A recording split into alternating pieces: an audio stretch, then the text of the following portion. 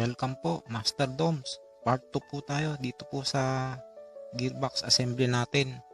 So, natapos na po natin yung pagpapaliwanag po dito sa pang-ilalim natin, yung kinakabitan natin ng guide papunta sa neck. So, ngayon pag-usapan naman natin tungkol po dun sa nabanggit ko sa part 1, yung pagkaubos. Pagkaubos ng ating tinatamaan siya ng takip. Yan. Paano ba natin malalaman na ubos na yan? Makikita natin yan o susubukan natin na alamin sa pamamagitan lang po ng pagkalog. Yan. Masyado na siyang malaki na yung kalog niya. Ang ibig sabihin po nun, yung ating tinatamaan ng pinakabilog ng ating takip. Ito po. Yan. Malalim na po yan. Nauubos po yan. Hindi po yan alam ng karamihan na nagiging dahilan ito ng hindi pagtuloy ng pag-rotate o pag-swing ng ating electric fan dahil lang sa takip at dito. Kung maluag na kung ang kinain yung takip mo, hindi ito naubos, yung takip mo ang naubos, parehas lang po yung problema. Kung ito naman ang hindi naubos, dito naman siya naubos, ganun din po yung problema. So, ibig sabihin, silang dalawa, meron siyang kaugnayan sa isa't isa, patungkol po doon sa ating troubleshoot, sa hindi pag-rotate. So, ang gagawin lang po natin dyan, palitan natin yung takip kung siya yung naubos, at kung siya naman ang buo yung takip, ang palitan natin ito. So, inuugot lang naman po ito. Ngayon, tungkol po dun sa pagpapalit natin ng nasira, so may dalawa po itong bulitas. So, yun lang po yung hanapin natin para mahawakan natin, hindi siya tumalsik. Pag tinatanggal natin ito, dapat alam natin kung nasaan yung tapat ng bulitas para hindi siya tumalsik. Dahil pag tumalsik siya, pwedeng di na natin siya makita o magpalit ka na lang ng bago pag di mo na nakita. Kung tumalsik na yung bulitas at pinilit mo pang hanapin, matagalan ka, maubos yung oras mo. Kaya titingnan mo mabuti kung saan tumapat yung bulitas para doon nakapwesto yung dalawa mong daliri. So yun, dito po siya nakatapat yung bulitas, ipupwesto mo lang ganyan. Tapos hilahin mo lang siya, uugain mo lang to. Yan. So nakuha mo na yung dalawang bulitas. Yan yung bulitas po natin tsaka spring. Ngayon, anong kaugnayan nito sa troubleshoot natin? Sa hindi pag-swing o pag-rotate. Kapag isa pong bulitas wala na dyan sa pwesto niya, tumalsik na, isa na lang at saka yung spring na lang ang naiwan, hindi na po yan gagana. Kahit ano pa pong hataw o hampas o sampalang gawin natin doon sa electric fan, hindi na po yan gagana. Ngayon, ang pagbabalik po nito, kung kinalas mo siya ng paganon, so medyo may kahirapan lang ng pagbabalik sa hindi sanay. So ibabalik mo lang yung spring saka yung bulitas, then lagay mo yung isa para madali po yan. Ito po ay nandito. Diyan. Dito ang pwesto. Ito ang nasa ilalim. Lagay nyo lang po yan. Bulitas, then tigisa po ang daliri. Yan. Ganyan po ang pwesto. Then kunin nyo po yung paglalagyan. Kailangan pumasok siya doon. Yan, yan yung pagpapalit natin ito. Kung ito ang naubos. Kung ito ang naubos, papalitan natin, ganito po ang pagbabalik.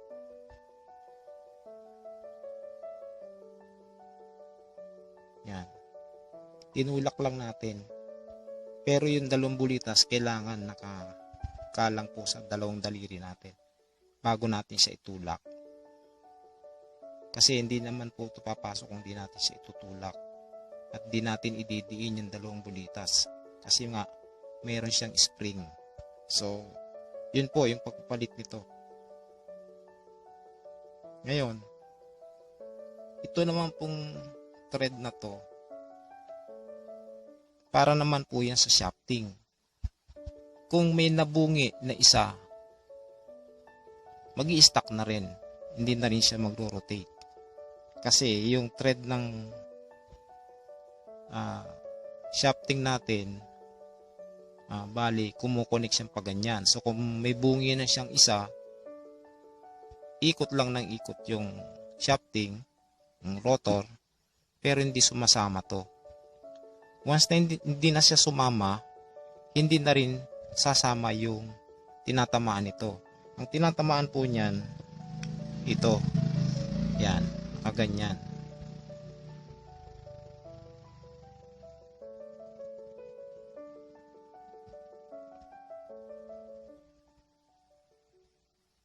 Pag hindi na umikot ito, hindi na rin to iikot. Hindi na rin siya iikot. Yan. Yan po yung nangyayari sa loob. Na hindi natin nakikita. Yan. Paiikutin po ito ng shafting. Sama po yang umikot kasama ito. Kasi nakabaon ka. Yan, nakabaon. Kaya, iikot ito. Iikot yung shafting mo. Iikot to. Dahil sa bulitas mo tsaka si spring. Iikot yon. Kasi umikot to. Iikot yon. Isasama niya iikot to. Then, iikot naman yung sa ilalim. Yan. Ngayon, kung ang takip ay maluag na, maglalaro siya. Hindi tatama yung thread mo doon sa thread o yung gear, hindi tatama sa thread ng shafting. Yan. Hindi yan tatama dyan kasi yung naglalaro siya. Dahil yung takip mo maluwag. Kaya, kung ito ang naubos, ito ang palitan mo. Kung buo siya ang naubos, ito siyang palitan mo. So, ganyan lang po yan sa loob. Yan lang po ang nangyayari dyan. Yan.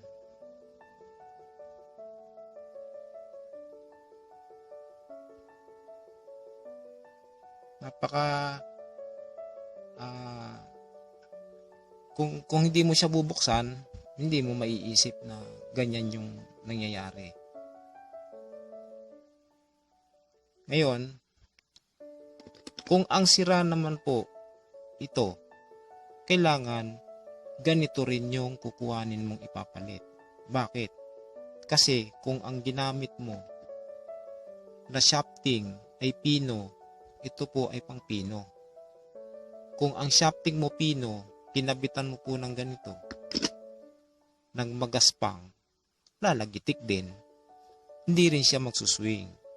Kaya kailangan kung ano yung kinabit mo o tinanggal mo na thread o na gear para sa shafting mo, kailangan yun din ang ipapalit mo, pang pino. Kung ang shafting mo magaspang at ang thread mo, siyempre magaspang din, yun din ang ipapalit mo. So, maliwanag na po yan. Yung pagpapalit po ng ating sirang ganito, pinakita ko na po yung pagtanggal at pagkabit. Kapag may nabunging thread, palit.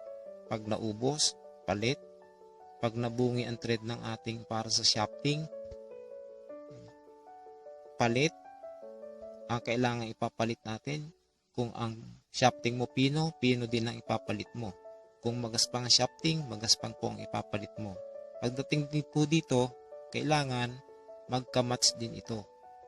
Yan. Dahil pag hindi nag-match yan, hindi rin po iikot. Dito po naman, nauna ko na pong binanggit sa inyo yan.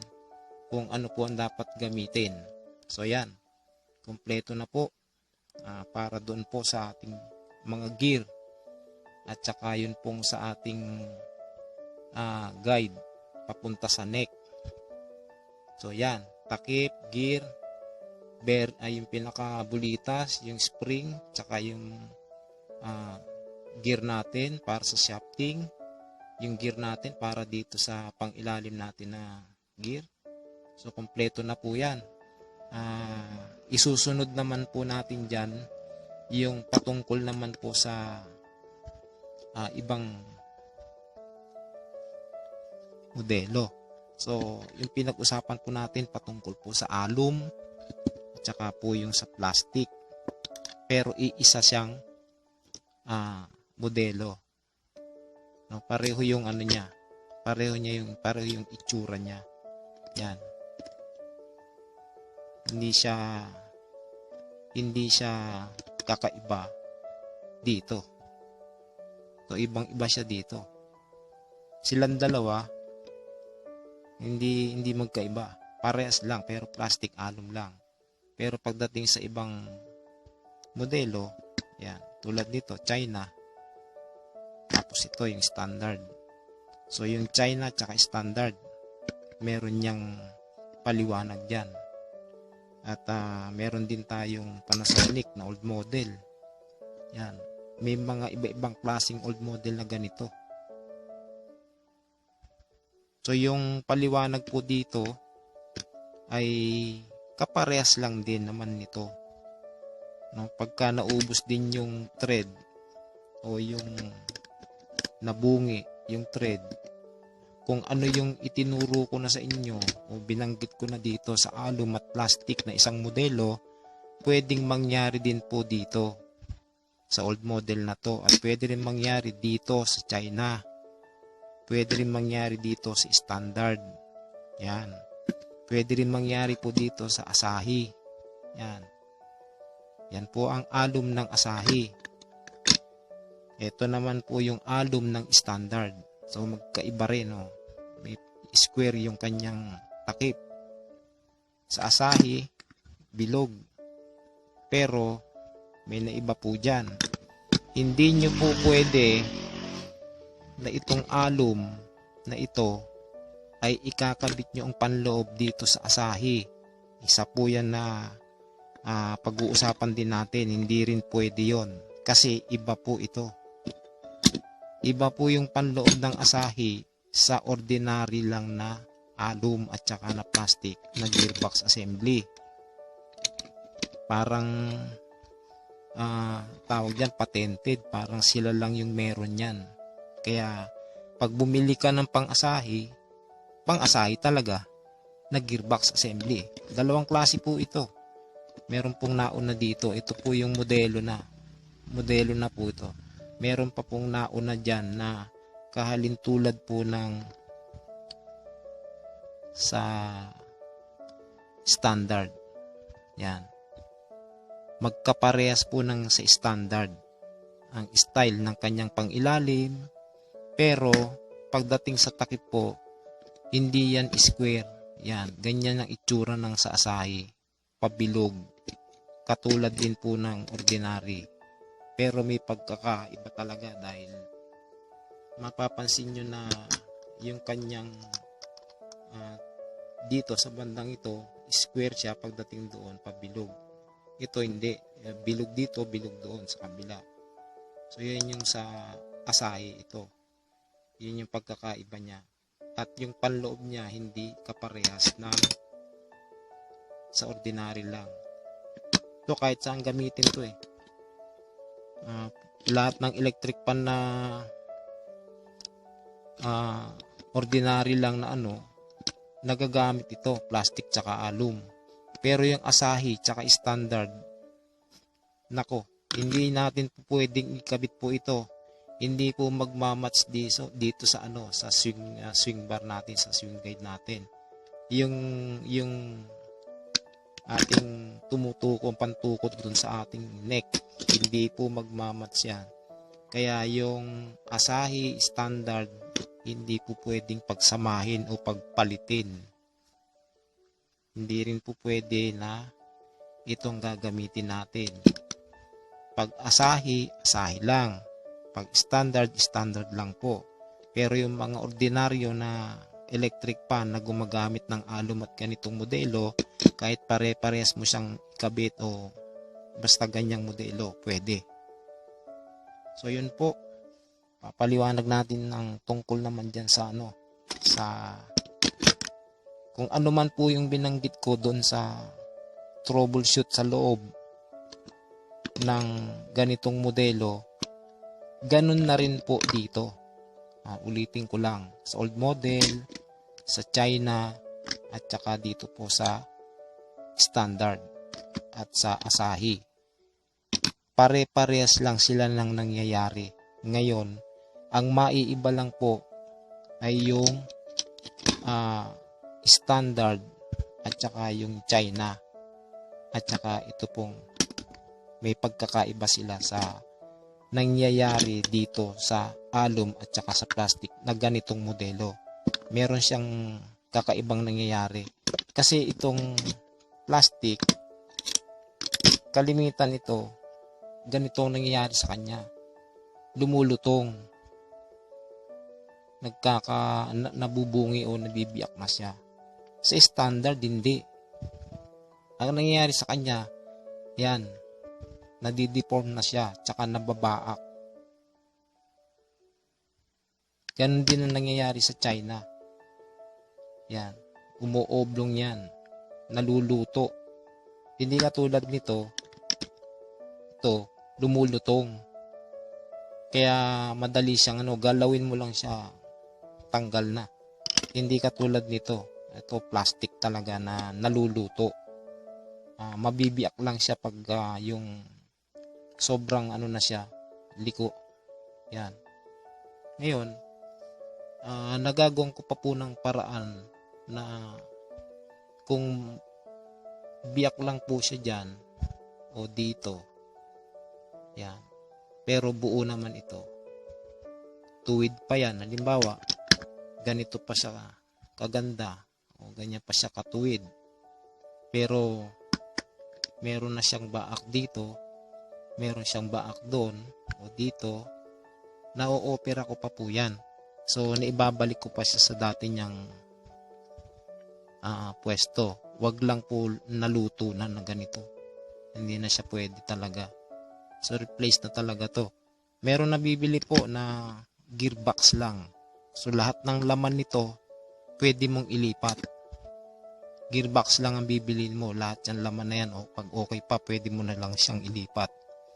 So ganun lang po yung para sa gearbox assembly natin. Ngayon, meron po akong isa pang babanggitin na isa pang modelo.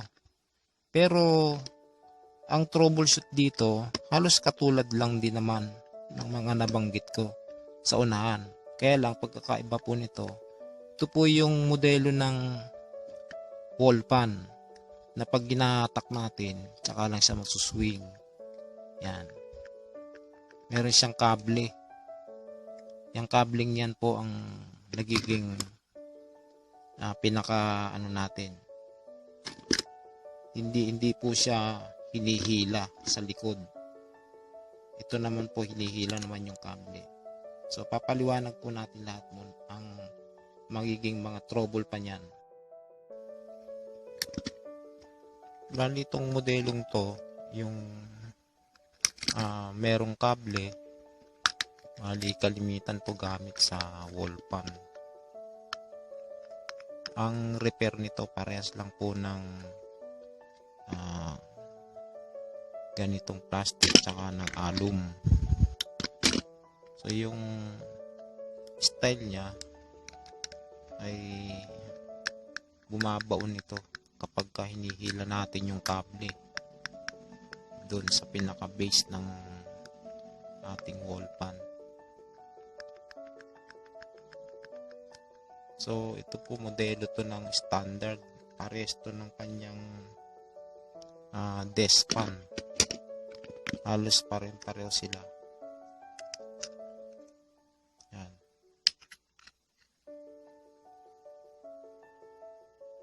Kaya parehas lang po yung mga trouble niya.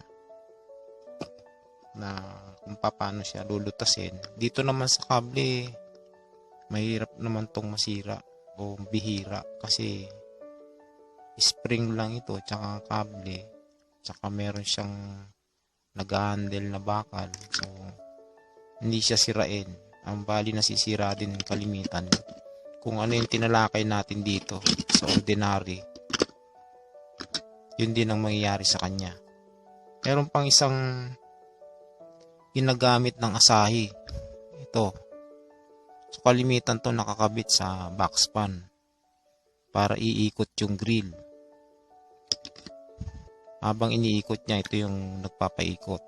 So ginamit ng Asahi ito para maging pang rotate o swing ng ating electric fan. Sa kalimitan to nakakabit sa stand fan ng Asahi tsaka sa wall fan. Ito ang malimit na ginagamit na nila yung modelo ngayon. Iba-ibang brand pero 220 volts. Mas maganda siyang gamitin. Kaya lang di kuryente siya. At pag nasira siya, automatic na bibili ka na. Ang kagandahan kasi nito, pag ginamit mo ito, wala kang maririnig na lagitik. Hindi katulad nito. Ito, pagka nasira na siya, wala na talaga. Steady lang yung electric fan mo. So, isipin mo agad na sira na. Ang paraan lang dito, kasi sinubukan ko itong buksan kung marirepair ko. So, nakita ko yung loob nito, nabubungi ang gear nito kasi plastic din. Puro plastic din ang nasa loob nito na gear. Kaya pag nabungi siya, pwede mo siyang palitan yung nabunging gear kung makakakita ka ng ganito ring brand. Kasi iba-iba tong brand. Pag magkaiba yung brand, malamang na yung gear niya iba din. Kung ganito ang makukuha mo, halimbawa nasira ang gear nito sa loob, binuksan mo, papalitan mo, kailangan ganito rin ang makikita mong kukuhanan mo para ma-repair mo siya. Pero kung wala, automatic na bibili ka na talaga niyan. So yan yung yan yung patungkol po sa mga iba't ibang uri ng gearbox assembly natin. Na banggit ko sa unahan tungkol dito sa neck na may konektado siya. So explain ko lang po bago natin tapusin. Ito po yung kinokonikan nito. Yan. So kung katulad ito ng mangyayari dito sa ating lagayan ng tornilyo sa ilalim ng gearbox, nauubos siya, ganun din ang mangyayari sa neck. Nauubos din. Kaya kahit buo ito, magtataka ka kung bakit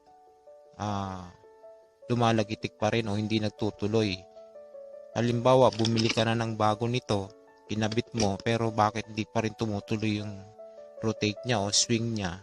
Hindi mo nakita o napansin na yung lagayan ng isang parte ng guide mo, swing guide bar na to, ay sira na pala yung lagayan din ng neck.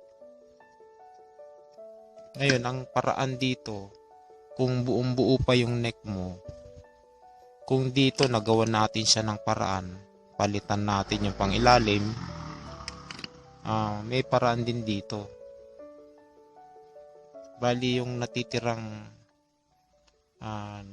siya na kalahati, pwede na natin siyang tanggalin. I-flat na natin siya. And then kuha tayo ng isang nut na kakasya dito sa butas. Yan. Yun ang ikakabit natin na kapalit nito. Yang naubos na yan. So nut lang. Hanap lang tayo ng nut na eksakto sa butas na siya nating magiging kapalit doon. Tapos itutornilyo natin. Pag naitornilyo na, kasama yung nut, okay na siya. Babalik na siya sa dati, mawawala na yung problema ng electric fan na hindi nagro-rotate o nagsuswing. So yun yung simpleng paraan lang doon sa neck. Kung buong buo pa naman siya, walang baak, at yun lang ang sira, okay pa siya dito.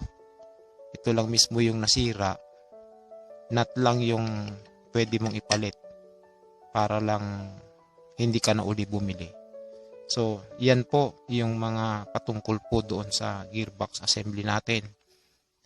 Nakita nyo na po lahat kung paano papalitan ng panloob, kung paano papalitan yung nasa labas, kung paano papalitan yung kaugnayan ng neck doon sa ating gearbox assembly. Ganun lang po yung technique ng pagtitrace kung paano makikita yung mga defect parts niya sa loob, at kung ano yung nagiging dahilan ng hindi pag-rotate ng ating electric fan. So susunod po natin dito yung patungkol po dun sa stator na nagkaputol-putol po yung wire, kung paano natin siya isi-save. So yan lang po. Tapos na po tayo dito sa gearbox assembly.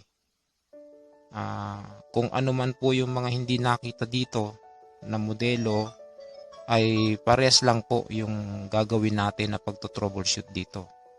So yung mga tamad na ayaw nang i-troubleshoot ito, so bibili na lang siya ng bago. Ang sa akin lang, kung marami kang naging stock nito na ang problema naputol lang yung mga pinaka-housing niya o yung gearbox niya, ay mapapakinabangan pa natin yung mga nasa loob niya kung okay pa siya. Kaya hindi tayo kailangan bumili. Kaya yun yung purpose ng pag-explain ko dito, para kahit paano makatipid pa tayo, hindi na tayo bumili ng bago. So yun lang po. Sana po ay makatulong ito sa pag-aral natin doon sa motor assembly natin. So after na matalakay naman po natin patungkol mo sa stator na nagkaputol-putol po yung kanyang coil, ay pupunta na po tayo doon sa pag-restore ng kabuuan ng lahat ng ating iba pang parts ng stand pan. So maraming salamat po.